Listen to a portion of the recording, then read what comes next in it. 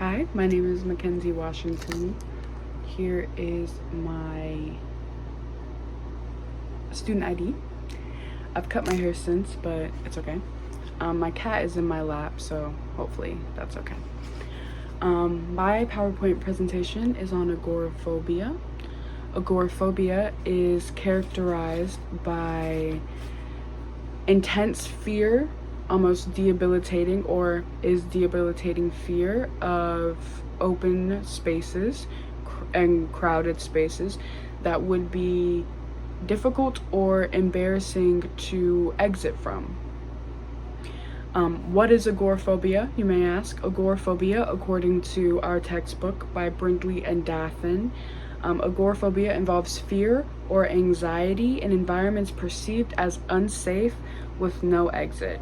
The prevalence of agoraphobia is 1.7 to 1.9% of adults, and it is more prevalent in women, often emerging in adolescence or young adulthood. Some casual factors of agoraphobia are family history and stressful life events. This often triggers agoraphobia and can increase risk.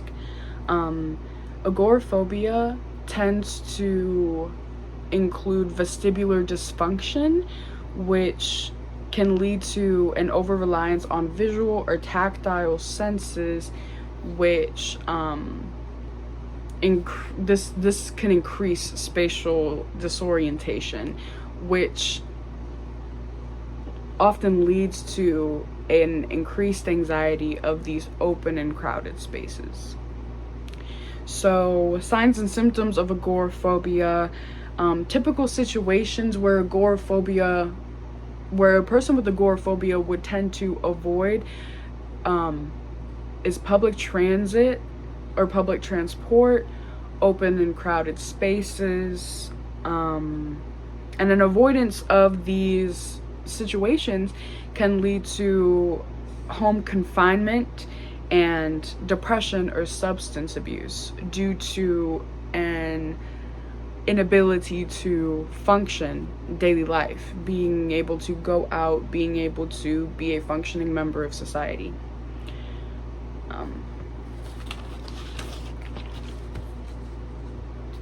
So the diagnostic criteria of agoraphobia, the DSM-5 specifies fears of public transport, open and enclosed spaces, being outside alone. Symptoms can cause significant distress or functional impairment, but a psychiatrist or a counselor must rule out medical conditions or substances and ensure that it's not another sort of anxiety or trauma disorder like PTSD. So treatment options include CBT with gradual exposure. This shows strong effect sizes. Banek et al. 2016 indicates to compare psychoanalytic therapy and CBT in panic/agoraphobia, and Gloucester et al. 2015 shows ACT effective for treatment effective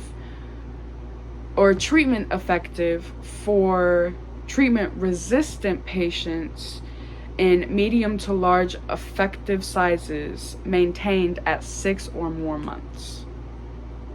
So the concluding thoughts here are CBT leads to resolution in half of patients. Combination of treatments can increase success. Psychoanalytic therapy may offer alternatives to CBT. ACT is promising for treatment refractory cases or agoraphobia patients who end up re-succumbing to their agoraphobic tendencies. And future research on agoraphobia should include direct comparison and long-term efficacies of the treatment options that I've just given. Thank you.